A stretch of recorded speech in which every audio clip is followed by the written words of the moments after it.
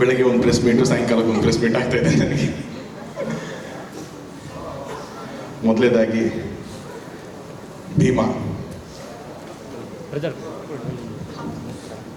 ಇಲ್ಲ, ನಾನು ಬರ್ಬೇಕಾದ್ರೆ ನೋಡ್ಕೊಂಬಂದೆ. ಅದು ಹನ್ನೊಂದು ಆಡಿಯೋದಲ್ಲಿ ಬಿಟ್ಟಿದ್ರು, ಸೊ ನೋಡ್ಕೊಂಬಂದೆ. ಒಂದು ಅದ್ಭುತವಾದ ಟ್ರೈಲರು.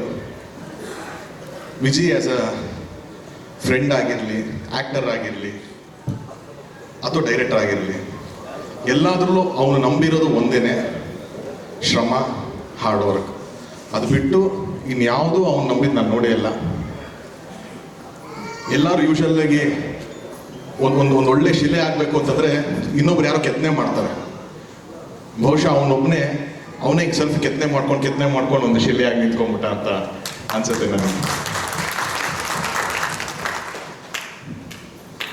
ಆ್ಯಕ್ಟರ್ ಆಗಿ ಲಾಂಚ್ ಆಗಬೇಕು, ಏನೋ ಕಷ್ಟಗಳು ಸಿಗ್ತಾ ಇದೆ ಅಂತಂದರೆ ಅವನೇ ಒಂದು ತಂಡ ಕಟ್ಕೋತಾನೆ, ಅವನೇ ಎಲ್ಲ ಹುರಿದುಂಬಿಸ್ಕೋತಾನೆ, ಒಂದು ಸಿನಿಮಾ ದುನಿಯಾ ಅಂತ ಆಗುತ್ತೆ. ಮತ್ತೆ ಏನೋ ಪ್ರೊಡಕ್ಷನ್ ವೈಸಲ್ಲಿ ಏನೋ ಸಮಸ್ಯೆಗಳಾಗ್ತಿದೆ ಅಂದರೆ ಮತ್ತೆ ಅವನೇ ಒಂದು ತಂಡ ಕಟ್ಕೋತಾನೆ, ಪ್ರೊಡಕ್ಷನ್ ಮಾಡ್ತಾನೆ, ಜಯಮನ್ ಮಗ ಅಂತ ಒಂದು ಸೂಪರ್ ಹಿಟ್ ಕೊಡ್ತಾನೆ. ಮತ್ತೇನೋ ಕೆರಿಯರ್ನಲ್ಲಿ ಸ್ವಲ್ಪ ಸ್ಟೆಬಿಲಿಟಿ ಬರ್ತಾ ಇಲ್ಲ ಅಂತಂದರೆ ನಾನೇ ಡೈರೆಕ್ಷನ್ ಮಾಡ್ಕೋತೀನಿ ಅಂತ ಅಲ್ಲಿಗೆ ಎಂಟ್ರಾಗಿ ಬಂದು ಇವತ್ತು ನಮ್ಮ ಕನ್ನಡ ಚಿತ್ರರಂಗದ ಹೆಮ್ಮೆಯ ನಿರ್ದೇಶಕರಾಗಿ ಬಂದಿರೋದಕ್ಕೆ ವಿಜಯ್, ಹಾರ್ಟ್ಲಿ ವೆಲ್ಕಮ್. ನನಗೆ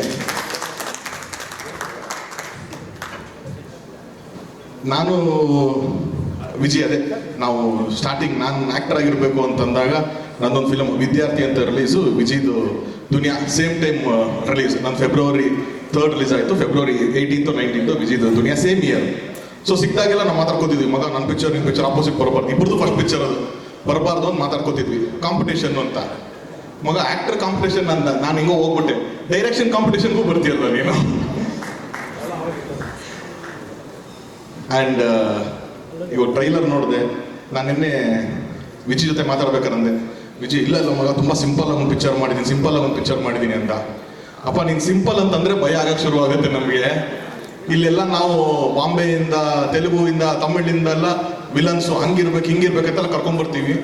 ನೀನು 4 ಜನ ಹುಡುಗರು ಬೋರ್ಡ್ ಹೊಡ್ಸ್ಬಿಟ್ಟು ಚಿಕ್ಕ ಹುಡುಗರನ್ನ ಕರ್ಕೊಂಬಂದು ಹೊಡ್ಸ್ಬಿಟ್ಟು ಹೋಗ್ತಾ ಇರ್ತೀಯ ನೀನು ಅಂತ ಅಂದ್ಬಿಟ್ಟು ಅಂತ.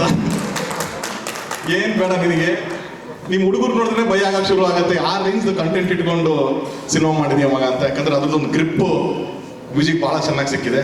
ಇದ್ರದ್ದು ನಾನು ಓದೋ ಕೆಲವೊಂದು ವಿಷಯಗಳು ಹಂಚ್ಕೊಂಡಿದ್ದ, ಏನು ಬ್ಯಾಕ್ಡ್ರಾಪಲ್ಲಿ ಮಾಡ್ತೀನಿ ಅಂತ. ಐ ಥಿಂಕ್ ಕನ್ನಡದಲ್ಲಿ ಫಸ್ಟ್ ಟೈಮ್ ಆ ಥರದೊಂದು ಸೆನ್ಸಿಟಿವ್ ವಿಷಯನ ಟಚ್ ಮಾಡ್ತಾ ಇರೋದು.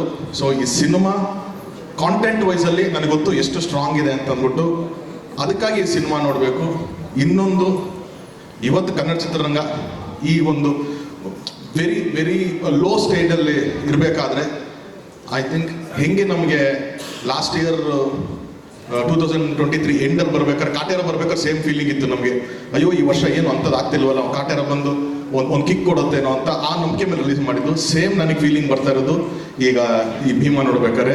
ಮತ್ತೆ ಇಂಡಸ್ಟ್ರಿನ ಕೈ ಹಿಡಿದು ಮತ್ತೆ ಒಂದು ಕಿಕ್ ಕೊಡುತ್ತೆ, ಇಲ್ಲಿಂದ ಒಂದು ಲೆವೆಲ್ ಮೇಲೆ ತೊಗೊಂಡ್ಬರುತ್ತೆ ಈ ಸಿನಿಮಾ ಅನ್ನೋ ನಂಬಿಕೆ ನನಗೆ ಈ ಸಿನಿಮಾ ಮೇಲಿದೆ.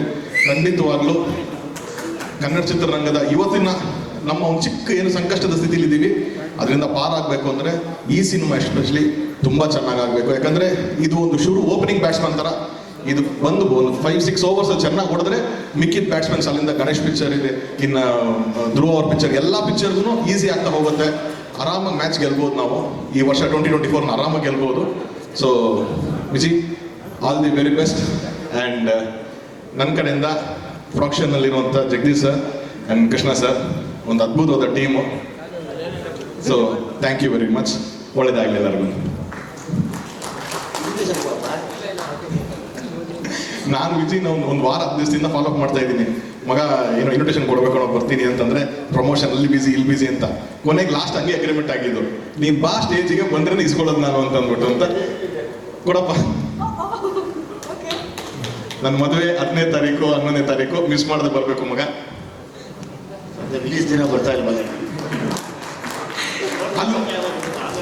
ನೀನು 9ನೇ ತಾರೀಕು ಸಕ್ಸಸ್ ಮೀಟ್ ಎಲ್ಲ ಮುಗಿಸ್ಕೊಂಡು ಆರಾಮಾಗಿ 10ನೇ ತಾರೀಕು ಬಂದು ವಿಶ್ ಮಾಡ್ಬಿಟ್ಟು ಹೋಗು. Thank you. ಇಡೀ ಕರ್ನಾಟಕದ ಜನತೆ, ಎಲ್ಲ ಮನೆ ದೇವರು, ನೀನೊಬ್ಬ ದೊಡ್ಡ ಡೈರೆಕ್ಟರ್. ಇವತ್ತು ಎಲ್ಲರ ಮನೆ ಆಶೀರ್ವಾದ ಇವ್ರ ಮೇಲೆ ಇರಲಿ. ನಿಮಗೆ ಹೆಚ್ಚಿನ ವಿಡಿಯೋಗಳಿಗೆ ಪ್ರತಿಧ್ವನಿ ಯೂಟ್ಯೂಬ್ ಚಾನೆಲ್ ಸಬ್ಸ್ಕ್ರೈಬ್ ಮಾಡಿ, ಬೆಲ್ ಐಕಾನ್ ಕ್ಲಿಕ್ ಮಾಡಿ.